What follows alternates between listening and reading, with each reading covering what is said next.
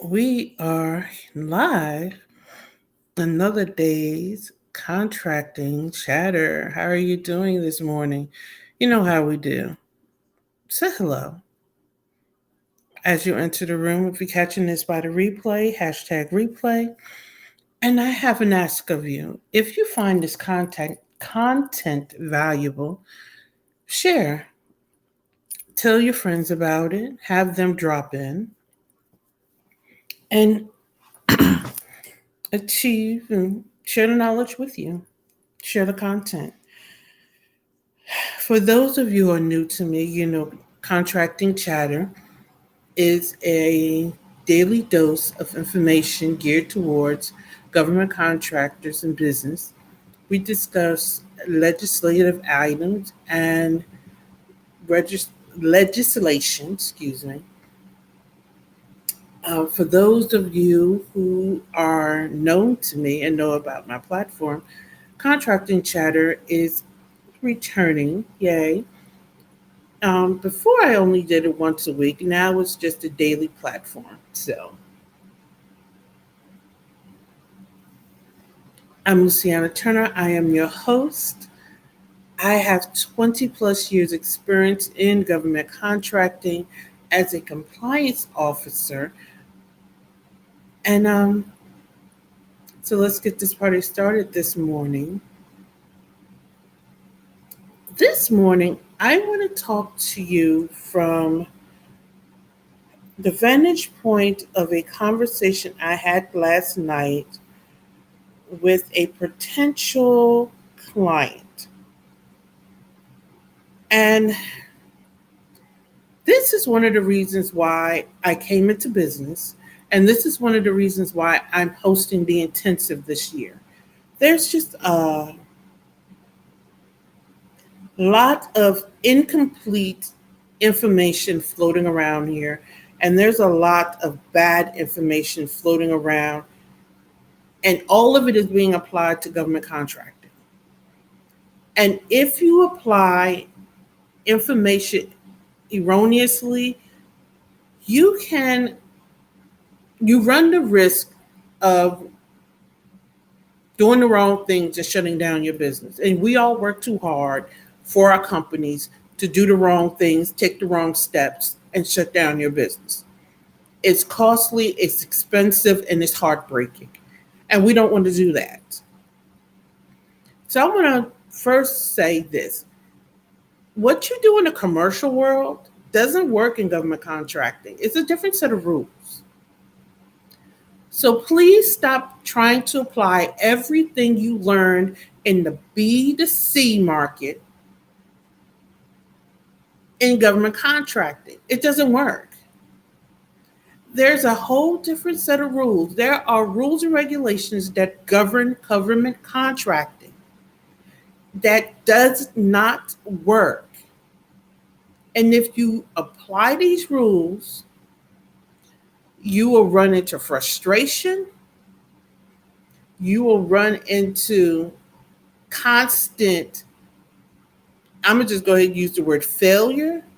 And if you run into the right government contracting officer, which is those old school officers, they will just flat out tell you you're not ready for government contracting. Now, some of those old school officers, if they see that you're genuine, they will pull you to the side and have what was commonly referred to as off the books conversation. And just tell you the B2C market rules and the business to consumer, the way you do business over there, those methodologies do not work in the government contracting space. And what I'm seeing is a lot of people are trying to apply those rules in the government space, and it doesn't work. And quite frankly, a lot of those rules are in violation of FAR. So yes, I need people to kind of, if you're going to come into the industry, respect the industry enough to learn the rules. Secondly, and I want to say this, I'm saying this with my whole chest. FAR is the Federal Acquisition Regulations. They govern what you can do within government contracting. Now, FAR is applicable to what is known as, now, FAR doesn't govern all government contracts. However, FAR can be brought into government contracts by reference or by regulation, which means like civil contracts typically aren't governed by FAR.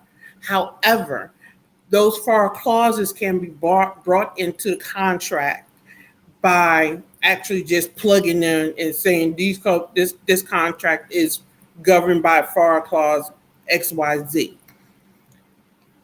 But every contract is governed by CAS, which is the cost accounting standards. And cost accounting standards is incorporated into FAR. So there we have it. And some of these rules y'all trying to apply violates cost accounting standards. And we ain't even gonna get started on that. That's a whole other class. That's a class, a series of classes. And what I'm seeing is a lot of well-meaning people are coming in and you're being taken advantage of by people who understand what they're doing isn't the right things to do. Because that conversation I had last night kind of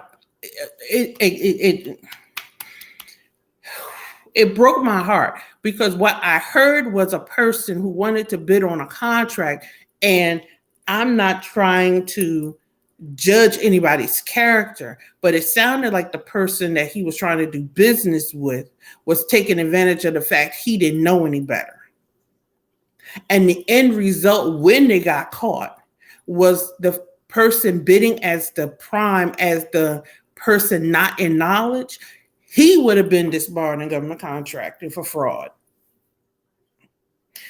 That's my first tip of the morning. Do not engage in advanced contracting strategy without the assistance of a coach, consultant with advanced knowledge, not somebody who read a book and want to come talk to you about it. Hold on, let me sip my coffee real quick because I didn't have time to drink my coffee this morning. Don't do it. It will cost you more to not pay me to advise you on the front end than it will to get caught and go through that drama on the back end.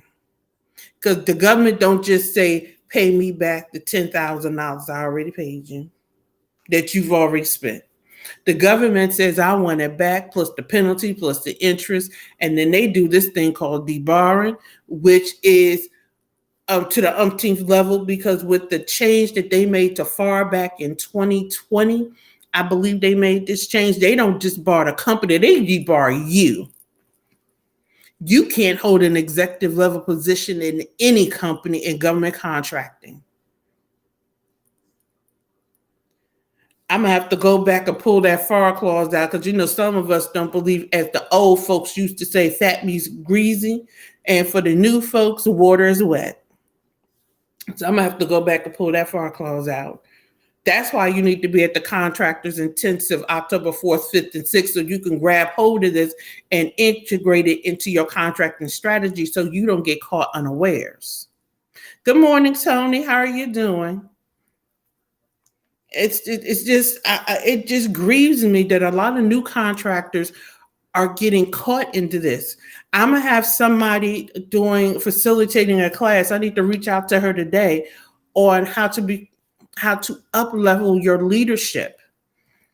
I have a leadership coach coming in, but I have somebody else and how to transform into an executive coach. She's not an executive coach, an executive leader. She's transforming you into a new level of executive leadership, because it's a new level of leadership when you get into any level of business.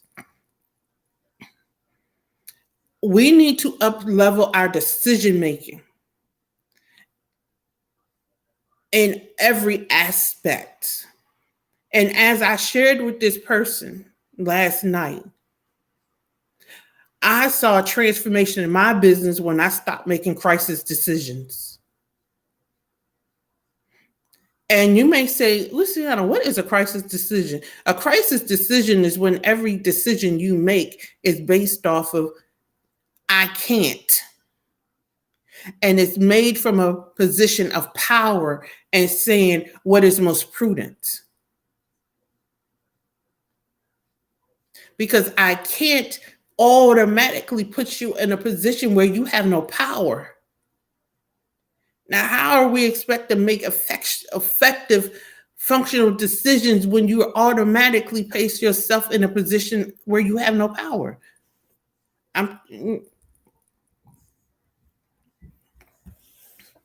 But here's another thing. There is no such thing in government contracting as paying a person a percentage of the contract. I'm going to say that one more again. You cannot pay a person a percentage of the contract in government contracting? Well, Luciana, what do you mean by that? I am glad you asked.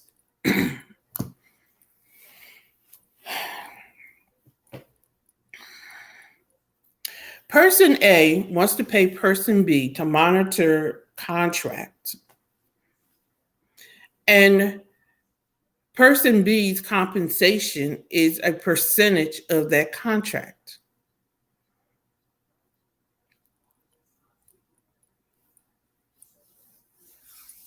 Not in government contracting. How do you recover that person's payment so that when you go bid, it's a percentage? That's not even strategic or advantageous. How do you adjust for the peaks and valley? It's a percentage. And that isn't even, how shall we say, you wouldn't even do that in the B2B and the B2C world.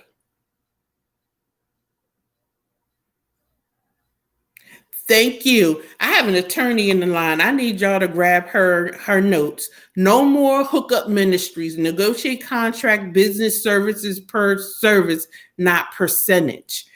We need to, and I understand where this is coming from, and I hope this person, if they're listening, they take this the way it's meant and not in an assaulting manner. Percentage contracts means I'm trying to get your service and not really pay you.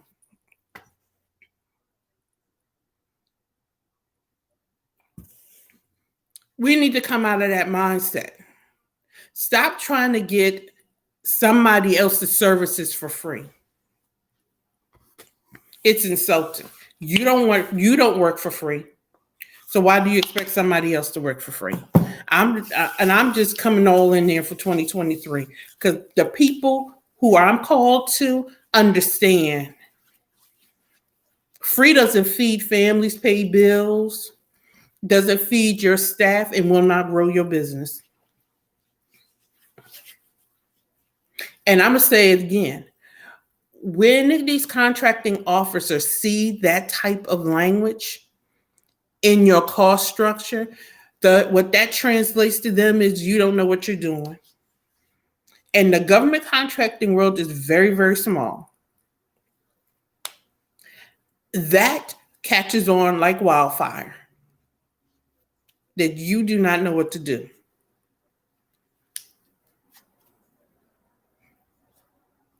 You can't scale a business if you're offering percentages all over the place.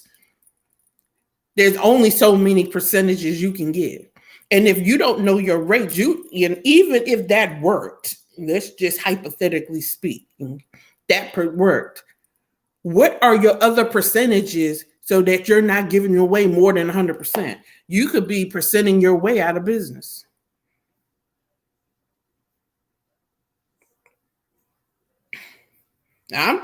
We're just keeping it real this morning.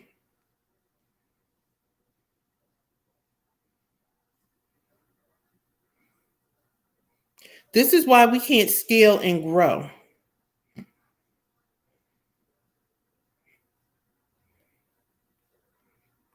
We need to sit down and know our numbers and develop our bid rates so we're not constantly going back to the wheel every time we're looking at a contract. And this is a powerful, powerful, and I'm even going here and I'm going to say it, I never will instruct my clients to give away more than 60% of a contract.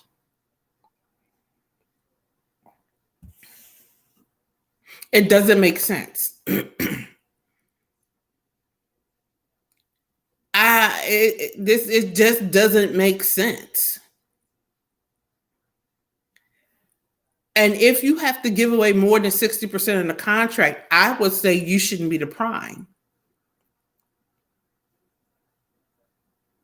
We need to know our numbers so that we can scale our businesses. Otherwise, we will never be able to scale. On to my next point. Joint ventures is a legal in government contracting. The legal, so once we hear legal, that means we would need to do what? Engage an attorney. Yes, thank you. The legal definition of joint venture, and for all those who know, I'm reading this definition. For the purposes of a federal government contract, is an arrangement where two or more companies enter into a JV relationship or partnership agreement for the sole purpose of bidding on or performing a federal contract. Once again, once you hear legal, in come the attorneys. And I'm going to say this. If you're doing a joint venture, have an attorney. Well, they have an attorney. That's like they have one. You need one too. Mm-hmm. And when I was in corporate, I wasn't in the room when the joint venture agreement was drafted, but I read the joint venture agreement. I saw the joint venture agreement. I found it fascinating. That's another story for another day. I'm going to have an attorney come in and do a whole talk on joint ventures. Joint ventures essentially is a whole, it's 2-3 companies coming together forming another company to bid. And they are very detailed. They go into who's leading, who's doing the accounting, who's in charge of who's running the project. They're very detailed. That's why you need an attorney. So you're out here in these government contracting streets trying to apply advanced contracting strategy, but you have no guidance. So when you're talking about joint venturing, you need to have a consultant that is there to walk through that strategy with you, because that's a strategy in and of itself. 2, you need an attorney to draft up the joint venture agreement. 3, you need a consultant, once again, to help you develop the bid rate you're going to use, because whose rate you're using? That's a whole new set of rates.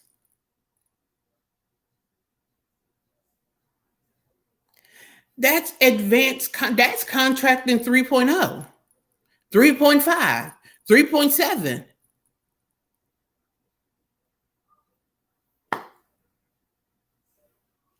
Everybody involved in a joint venture need an attorney.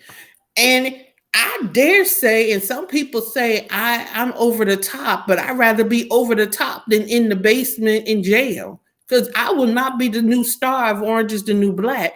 The joint venture need an attorney. Just in case you get in trouble. I'm just saying. When I was in corporate, they spent, now this was a couple of hundred, this wasn't a multi-million. This contract they were going after was worth a couple of $100 million. They formed this whole joint venture and it sat there for a couple of years. They was going after this joint venture. They ain't even win the joint venture. And they spent hundreds of thousands of dollars setting up this joint venture. Now, it was worth it. Now, anybody who's been following me any number of years understand. Thank you. Anybody who's been following me any number of years understand, one, you calculate and track all costs. And that goes back to you hire a consultant to strategize your bid rate. Your bid should be inclusive of all fees. You should be tracking all your fees anyway. That's why you have an accounting system. And if you're a follower of mine, you understand that. And if you're a client of mine, you're already doing that. But that's why you need to be at the Contractors Intensive October 4th, 5th, and 6th. Sitting in VIP. We're going to keep moving. You understand advanced contracting moves requires advanced strategy. And you do not get advanced strategy paying $97.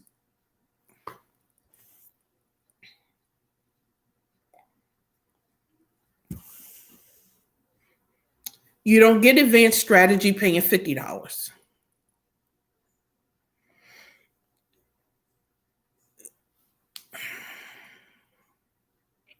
There needs to be a mindset shifting somewhere along the lines.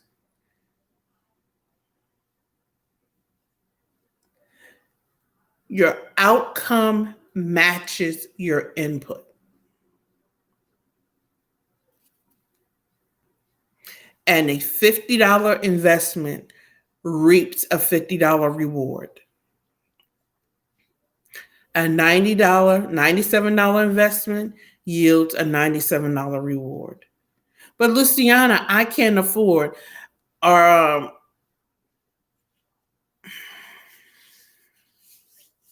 understand. I really do.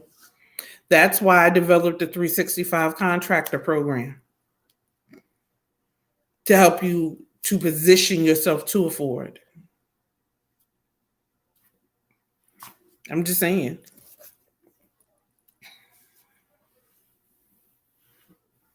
On average, BNP efforts are 20% of the contract that you're going after.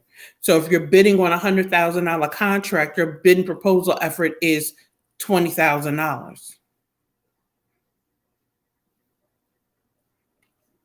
So if you can't afford to pay me, hypothetically, $10,000, then you can't afford the $100,000 contract. We need the paradigm shift all the way. We need to up level.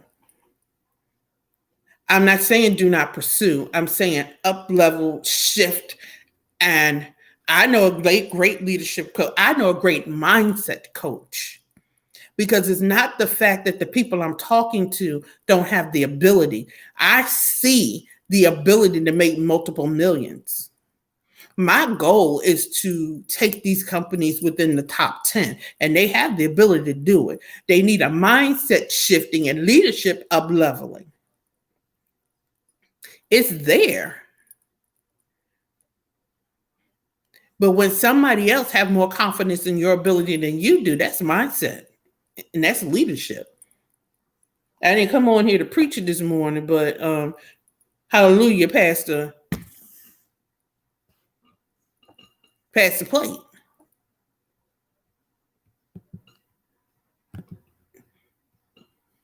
I'm just saying.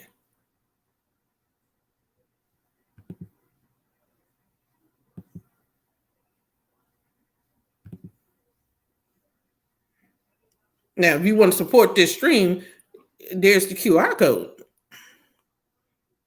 I'm just keeping it 100% real. It's just time for us to transition, and I'm using the term transitioning, to the next level. For those of us who are believers, there's we must die daily, and that means the parts that no longer serve us must die and be reformed into the part of us that will serve the next form of us. And limiting beliefs is part of that form of us that must die.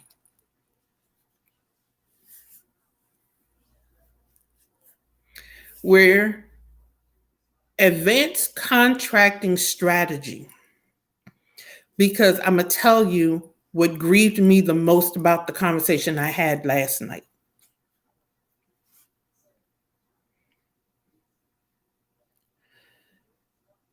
It wasn't that the person most likely could have won that contract. Most likely could have performed. Now, I haven't done a complete assessment of this person's company. Most likely could have performed on that contract.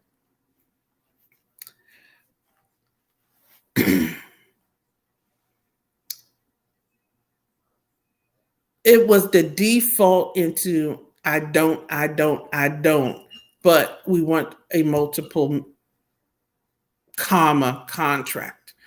But I don't. The two can't exist together. Two can't walk unless they agree. And a multiple comma contract can't exist in an I don't atmosphere.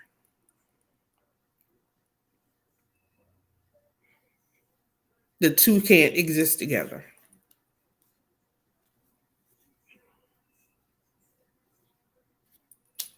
It just doesn't.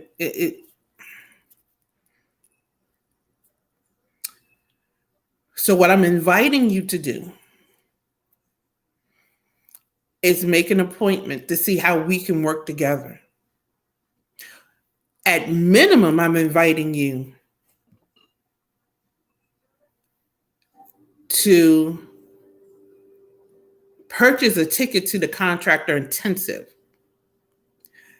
Because if you're going after these large contracts, you need to, at the bare minimum, get your business credit straight.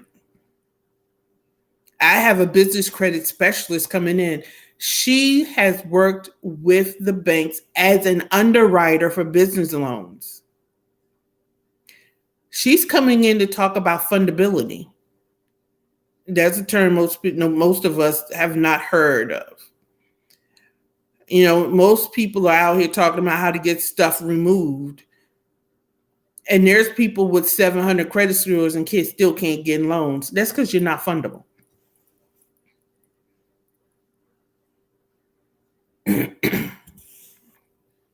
There's this difference between your business credit score and your business risk factor.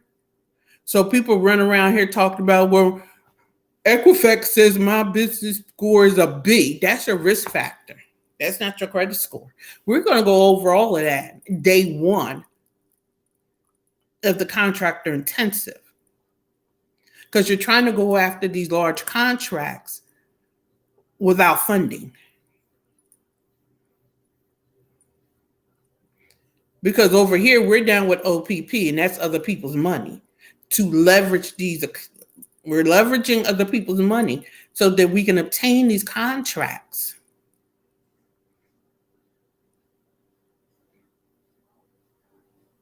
And this is the last thing I'm going to say before we close out for the day. Stop all this in 1099 in your workforce nonsense. There are tests out here. And you keep following these so-called gurus where you can 1099 your whole workforce if you want to. I saw the results. That was the first audit I worked on when I got into compliance. And the fees and the penalties and the back pay and all that stuff that go along with that is not pretty. Now, the company I went to work for, they could handle that and keep moving. And they knew how to course correct. Now, they was clutching their pearls while they heard whether or not those costs were deemed unallowable. That's another conversation, and that's a masterclass where the penalties and fees that are assessed by the government are deemed unallowable. And if they're unallowable, that means you have to choke on that. There's no way you can redeem those. But if they're deemed allowable, they can be redeemed. That's a masterclass that I'm teaching. Unallowable versus allowable costs. But for a small business, that could cripple you, if not put you out of business. Penalties and fees for non-compliance is crippling. So do it right in the first place. Stop believing you can 1099 everybody. And be careful of this whole I'm gonna outsource my entire workforce to to other countries and bid on government contracts. No, you cannot. There are countries that are forbidden.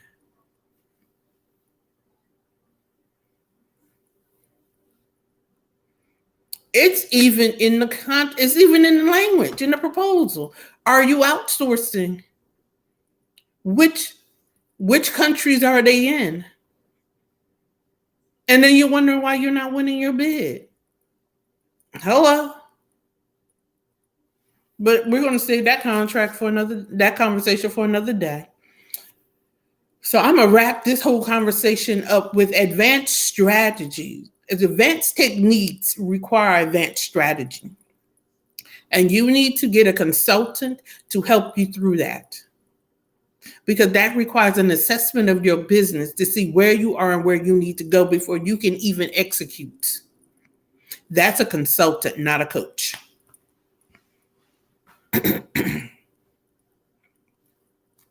It requires an upscaling of your leadership. So that may mean you need to bring on somebody to train your team. Because just because you want to do something at an advanced level doesn't mean that you're ready. I'm going to say that again. Just because you want to do something at an advanced level does not mean that you're ready.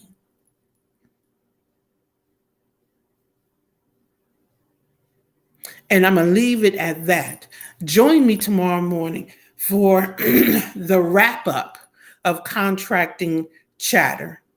I'm Luciana Turner, your host. Have an amazing, amazing day. And remember, a stressed mind can never create. Take some time today to decompress. Internalize everything you heard today, this morning, this week. And how are you going to go forward and implement what you've heard and what you've learned? And with that, have an amazing day.